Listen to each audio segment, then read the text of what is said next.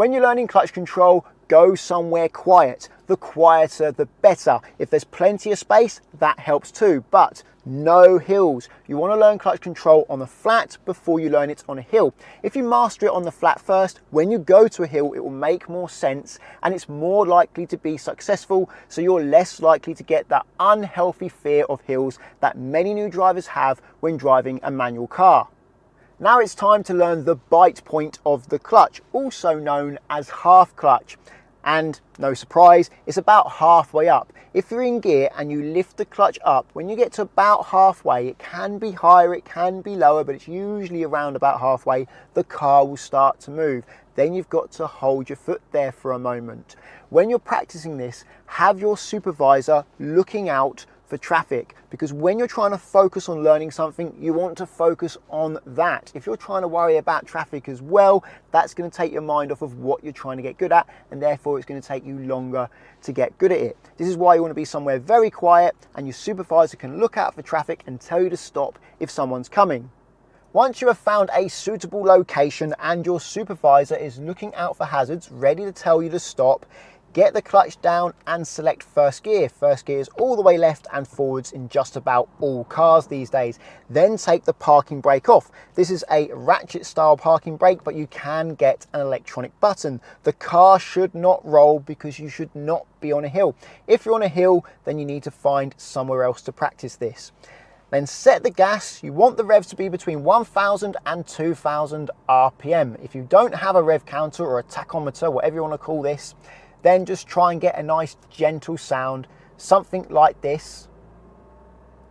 Don't know if that comes across on camera, but it shouldn't be too loud. If the revs are gradually rising slowly or falling a tiny bit like they have been now, don't worry about it. It's not a big deal.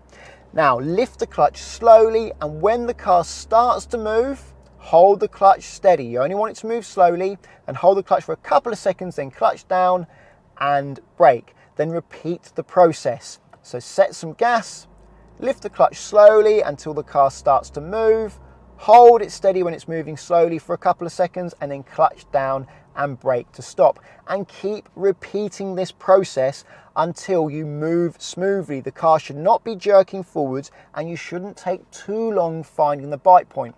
You should be able to find the bite point about this fast after setting the gas. I'll do that again, about this fast. If you can do it that fast without jerking the car, then you've mastered finding the bite point in that particular car. This exercise is great for building up muscle memory of where the bite point is, because you're doing it again and again and again, and you're focusing on it, so you learn it quickly. It's important that your supervisor knows what to look out for. They should be looking in front, behind, and the relevant blind spots, and when a hazard gets close enough that it's a concern, then they should tell you to stop. You don't need to wait for someone who's half a mile down the road because, well, they're not a concern at the moment. When they get close enough that you think you may be confusing them, stop, let them pass, and then carry on. When trying to practice the clutch bite point, it can be helpful to keep your heel off the floor. Here's why. If I push the clutch up and down now with my heel off the floor, the clutch pedal, if I move it to one side, you better see, the clutch pedal stays in the same place under my foot. But if I put my heel down and lift the clutch, you'll see the clutch pedal slides under my foot, and when I push it back down again, now it's in a different position. I lift it up, push it down again, and by the time I've done it 2 or 3 times, I've actually lost control of this pedal, and I don't have any option other than to try and wiggle my foot lower or come off the clutch completely. Many people are taught to keep their heel down when using the clutch, and in fact I've seen many people struggle finding the bite point because they're trying to keep their heel down. It works for some people, but it doesn't work for everyone.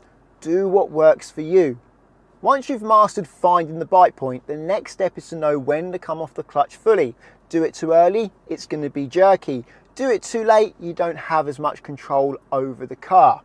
It's quite easy to tell. Normally the engine speed starts increasing once the clutch is finished, and quite often just before it increases it goes down a little bit as well, but not always. So quite often the sound will go like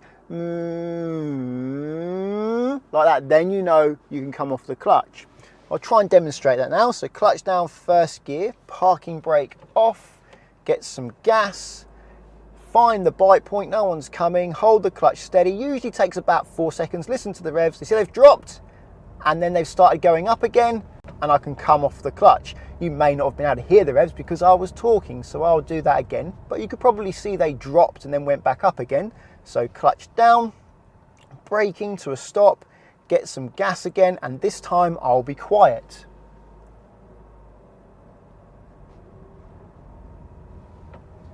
Like so. If you feel the car is accelerating a bit too slowly, lift the clutch up a tiny bit more. So I'll stop again, and I'll get some gas. I'll get a tiny amount of bite point, very low bite point, so it's moving very slowly, and I think, oh, this is taking a long time. So it's a little bit higher, and hold it a bit higher, and you see it accelerates a bit quicker, and then when the revs start building like they are now, you can come fully off the clutch.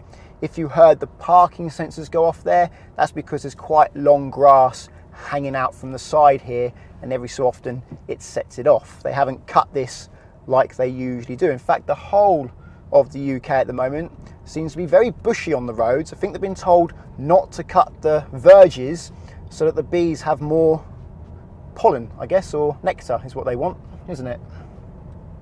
You may have noticed that the revs drop when I lift the clutch up. That doesn't mean the clutch is done. They'll always drop the moment you reach the bite point because they're under pressure. They're trying to move this heavy car. It's no different to you holding your hands out and someone putting a heavy box on you, you're going to go down. That's the same thing that's happening to the car. I'll show you now. So clutch down, first gear, handbrake off. I'll give some revs, some power there, so the engine has some power to move the car. No one coming. As I lift the clutch, the revs are under pressure, they start moving the car. Sometimes they drop a little bit more before they rise, just as the clutch finishes. The next step is to learn how to stay slow. Usually I'll pick out an object at the side of the road, say a lamppost or something, but there's nothing really distinctive here, so I'm going to put an arrow on screen now, and I'll say to my pupil, you've got to get from here to that point without going above 2 miles per hour. And usually I'll do the steering and keep them near the side of the road so they can just focus on speed. And nearly every time this happens, they usually think it's going to be quite easy. They think 2 miles an hour, how hard can that be? Okay, so they get gas, they get the bite point. By now they're checking themselves to make sure it's safe, and blind spot, make sure it's clear. Bite point, there it is. Okay, 1, 2, oh, 3, oh, off gas. Oh, it's still going faster. I'm off the gas though. 5, oh, what's happened here? And that's because when you lift the clutch to the bite point, the car wants to accelerate. It doesn't want to stay at the same speed. And in first gear, it will reach 4 to 5 miles an hour, depending on the car, without gas. With gas, it's going to go even more. Their reaction is, oh, it's going too fast, let's come off the gas, but that's not going to slow you down below the minimum speed first gear can handle when the clutch has finished. And the clutch has finished. They may not be off it, but it has finished. It has synced up the clutch and the engine. They're doing the same speed. So what you have to do is you have to give the car a series of nudges. By lifting the clutch to the bite point, the car accelerates, then clutch down and let it roll. When the car starts to go a bit too slow, lift it up, give the car a little push again, then clutch down and let it roll. This is how you keep a manual car slow. This is how you park when you're trying to park and you're really slow in a tight space. So I'll show you that now. No one's coming, bit of gas, bit of bite point. That's 1 mile an hour, clutch down so I don't go any faster, and I'll wait. And I'll only give it another push when I need to. This is ever so slightly downhill, so it's taking ages to slow down. It's still doing 2 miles an hour, even though the clutch is down. There's 1. So I'll let it go a little bit longer. Actually, I'll give it a little push now. Bit of bite point. There we go. Another little push, then clutch down, back up to 2. And that's all you have to do. If you're slightly uphill, you're going to have to give more pushes. If you're downhill like we are now, you won't have to give many pushes. If it starts going downhill even more, you may even have to use the brake to keep yourself slow. It's starting to flatten out now. There's a car coming up behind, so I will just indicate left and stay near the left now to let them pass, and I'll stop. But hopefully that illustrates what you need to do to stay slow. I'm now going to demonstrate going slow uphill. This is a tiny bit uphill, and you'll notice I'll have to lift the clutch up many more times because it's going to slow down more quickly. Lifting the clutch up pushes the car forwards or nudges the car forwards. So if I say give the car a nudge, that's really what I mean. Lift the clutch up, find the bite point, that nudges the car, then clutch down, then it continues to roll and it will slow down based on the hill that you're on. So clutch down, first gear, handbrake off. tiny bit uphill, but not enough to actually make myself roll here. Bit of gas, no one's coming, bit of bite point, little nudge there, 1 mile an hour, 2 mile an hour, clutch down, let it roll. Slightly uphill, so it's slowing down more quickly. So you see I have to give it another nudge now by lifting the clutch, and I'm gonna have to do that more often than I was before, because now I've just basically turned round and now I'm going up the same hill instead of down. So I have to give loads of little nudges. Now what can happen is when you get skilled at this, your nudges can be so fine, the resolution can be so high, like I am now, that it looks like you're not actually speeding up or slowing down, you're staying at the same speed. But that's because you're just doing lots of tiny little nudges, so the car is only slowing down and speeding up a tiny amount, so it's barely perceivable. This is where keeping your heel up can be very important, because if you happen to lift your foot up and push your foot down on the clutch a lot, you probably will lose your footing. In vans though, the pedals are a bit different, so I find in vans it's not such a problem because they sort of come out of the front more horizontally. But with vertical pedals like these ones, when I have my heel down, you see the pedal's going to start getting lower and lower, and eventually I'm going to get a little bit stuck and have to do that wiggle. And I actually shot forward a tiny bit there when I wiggled, didn't want to do that, I wasn't in control. So heel up like that, for me, I find that a lot easier, and so don't many of my pupils. What about clutch wear, I hear you ask?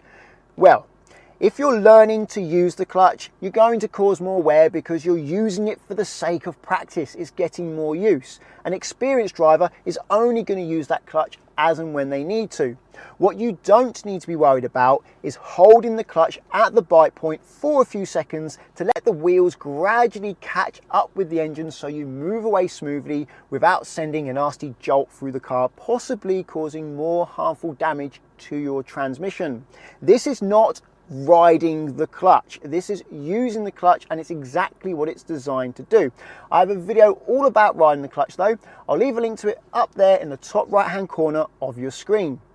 You may have been told or have just realized that you can lift the clutch up without adding gas and your car will move away just fine. And it will in this car. Let me show you. Clutch down, first gear, handbrake off, no one coming. I'll lift the clutch up, but pay attention to the revs when I do this. I'm not adding gas. And the car moves. It is moving. It's moving slowly, but it moves. Did you see the revs though? I'll do it again. Watch the revs. Even though I'm not pressing the gas, the revs rise anyway. And that's because you do need a bit of power to get the car moving. And even though I'm not giving gas, the car's computer, which is known as the ECU, the electronic control unit, knows gas is needed, so it's adding power for you to prevent you from stalling. I don't recommend learning this way, although I use it myself sometimes. I don't recommend learning it this way because if that's the only method you use, when you get to a car that doesn't give you much help, well, you're going to struggle moving without stalling. And that does actually happen to many people who pass their driving test in the car that gives them lots of help and they don't need to add gas. And when they go to move away themselves, this happens. I got going, but it was a little bit jumpy and I think I scared the squirrel there. So my advice is to practice adding gas before you lift the clutch. That way you'll learn the skill you need to drive all manual cars. But not only that, it will help you accelerate more quickly, which can help you in certain situations, can give you more confidence. If you think the video is helpful, please give it a thumbs up. And if you're looking for car insurance, check out the links to Collingwood and Confused in the description. Collingwood are great if you're learning to drive and want to insure yourself on somebody else's car, because you can do so without affecting the owner's policy, which takes away a big stress from the owner. Via the link, there's up to 35% off and a £20 Amazon gift card. If you want to insure your own car, check out the link to confused.com. You fill out one quote form and get loads of quotes back so you can compare who's cheapest. But also, you can change your car on that quote as many times as you like so that you can compare how much it costs to insure different cars. Using the links doesn't cost you anything, but it does support the channel, so thank you very much. Subscribe to get my future videos, and until the next one, cheerio.